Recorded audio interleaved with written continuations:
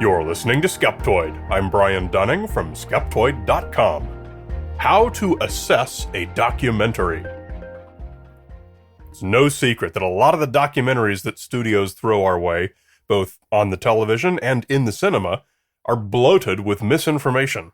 Most of them are either propaganda or just pop sensationalism.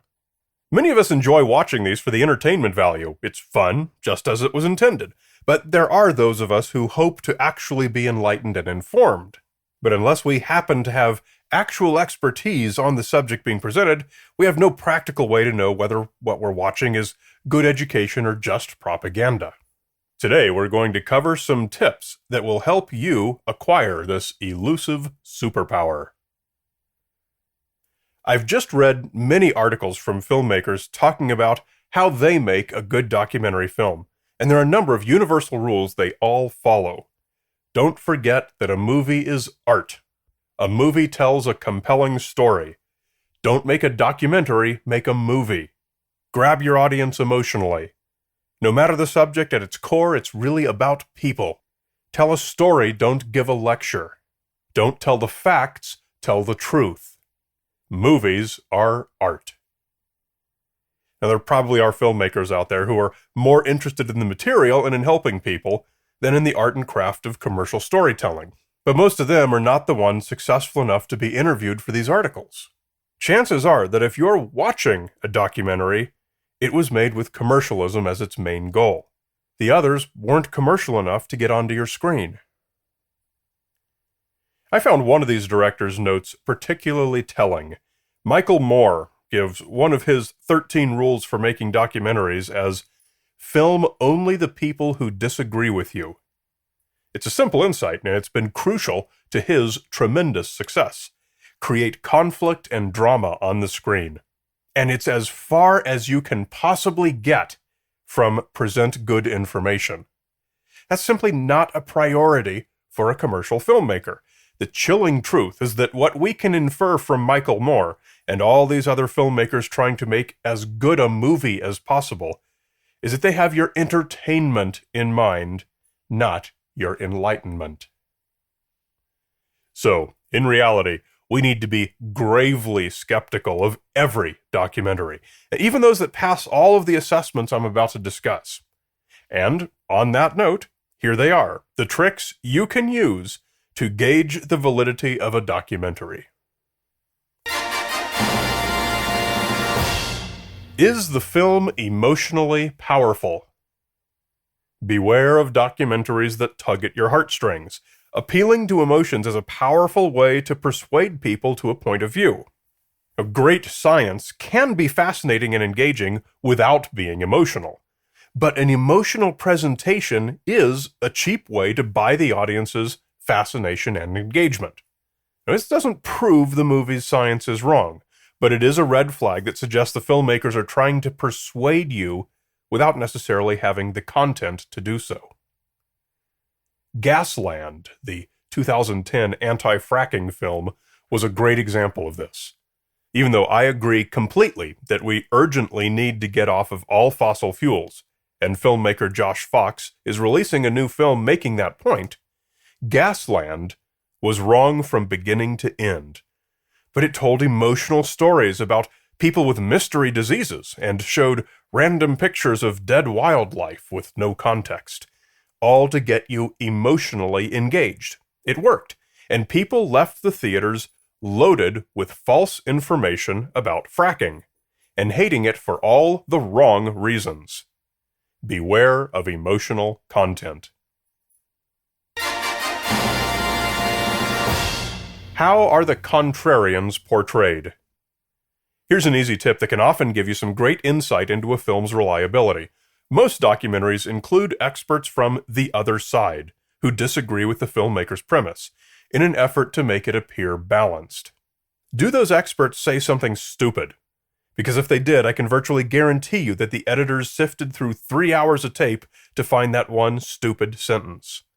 A stupid comment or goofy behavior or anything ludicrous from the alternative viewpoint experts is a big red flag that deceptive editing played a significant role in this film's development.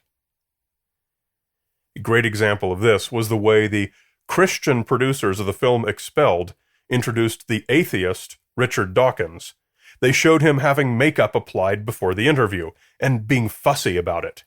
It was a blatant poisoning of the well to make him appear ridiculous even before he opened his mouth.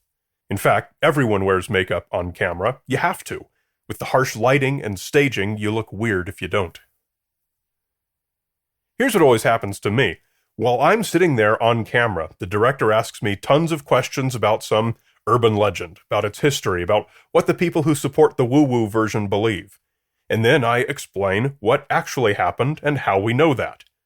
Then, when you watch the edited show, you see me telling about the origin of the legend, and I'll say something like, oh, there's people who believe that X happened, and some people even believe something as crazy as Y, or even Z.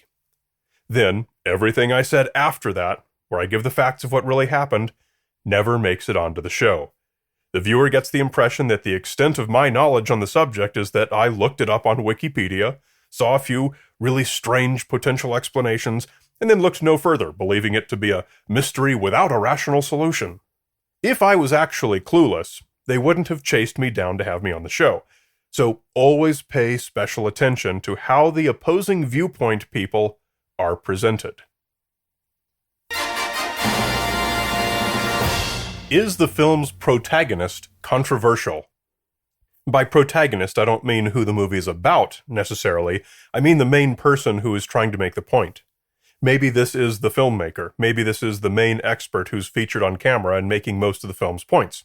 Responsible and objective scientists, historians, journalists, whomever, are rarely controversial figures. As an example, take the movie Blackfish, which was an expose about killer whales in theme parks. It was highly successful and had a significant impact on the industry. It's also become iconic for being perhaps the most dishonest film documentary ever made, with virtually all of its claims either misrepresented or wholly fabricated, and the film has been savaged by virtually every marine science publication. But audiences never knew this. They accepted it wholeheartedly, and it won awards and critical acclaim. The protagonists in Blackfish are the experts it presents who make what appears to be a science-based case against SeaWorld. Its three most prominent are Howard Garrett, Lori Marino, and Ken Balcom. Although they're all legitimate cetacean scientists or researchers, they're also best known as controversial animal rights activists with some pretty far-out views. A responsible science film would have steered well clear of them, because their presence fatally taints the film's reputation. So that's one thing you can do. Google to see if the protagonists are controversial. If they are, it adds a bit of weight to tip the scales toward the film being unreliable. Does the film stroke Western luxury guilt? I would like to call out one specific genre as being a huge red flag, and it's what I call Western luxury guilt. Those of us who live in Western industrialized nations enjoy an extraordinary standard of living. We have comfortable homes filled with gadgets, we drive amazing cars, we eat at restaurants, and buy food at grocery stores that have more choices than were available in the entire world a century ago. We make a lot of money and buy whatever we want. We have 75-inch 4K televisions and iPhones. Although most comfortable people in Western nations don't feel any conscious guilt about it, it's still common for some to compensate for it. They tend to project the outward appearance of disdain for such luxuries. It becomes politically correct to show contempt for those things that separate their own wealthy culture from the world's poorest cultures. Thus, themes like anti-corporatism, anti-globalization, anti-materialism, the rejection of biotech, and the embrace of esoterica such as alternative medicine, yoga, raw and organic foods, all become badges of enlightenment and social responsibility. Now, to be clear, I'm not bagging on people who enjoy these things. I'm pointing out that the phenomenon of Western luxury guilt is not lost on the producers of documentaries, and they often choose these themes as they're virtually guaranteed to be successful. Generally, Western audiences will love movies that claim the food industry is corrupt, or chain restaurants will poison you, or big pharma is corrupt and organic diet cures all disease, or we're all cruel to animals or to each other, or humans are destroying the planet with greenhouse gases and plastic. You get the idea. I'm not saying those ideas are wrong. If you listen to Skeptoid, you know that I'm a huge proponent of climate science. I'm just pointing out what kinds of themes film producers know their audience wants. Generally speaking, if the theme of the documentary is one that strokes Western luxury guilt and talks about why we horrible Westerners should hate ourselves, then the chances are very high that the film is not a good science documentary. Even if its basic claim is one that's generally true, it's likely to be absurdly exaggerated and misrepresented because it's trying to appeal to the audience's Western luxury guilt, much more than it's trying to educate. I repeat, generally, this is not an absolute rule, but when it comes to assessing a documentary, this is a rule of thumb that will steer you right more often than it will steer you wrong. Don't worry about a lack of alternative viewpoints. Here's something that I often hear described as a way to gauge a documentary, but I don't agree. Does it present alternative viewpoints?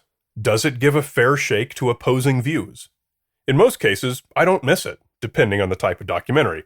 If it's about a historical event, or a biography, or something factual, then introducing opposing viewpoints is harmful, just like math classes don't bring in someone to make the case that 2 + 2 = 5. The process of finding a conclusion can be like a scientific investigation. Focus on what we know and how we know it. If a documentary is about a controversial topic for which there is popular misinformation, then you have to present that misinformation in order to address it. But a good documentary that informs its audience with good information will always be clear about what it's telling you and why. If it's just bringing in alternate viewpoints and saying, "Now you decide what's true," then that's a disservice to the facts. A well-done documentary should never allow its audience to leave the theater thinking that some unsupported, unscientific view should remain worthy of their consideration. So, there we have it. A few rules of thumb which may help some of us emerge from the theaters a bit less misinformed. But even these will not help you solve the greatest movie mystery of all. What the heck is that yellow fluid they pour over our popcorn?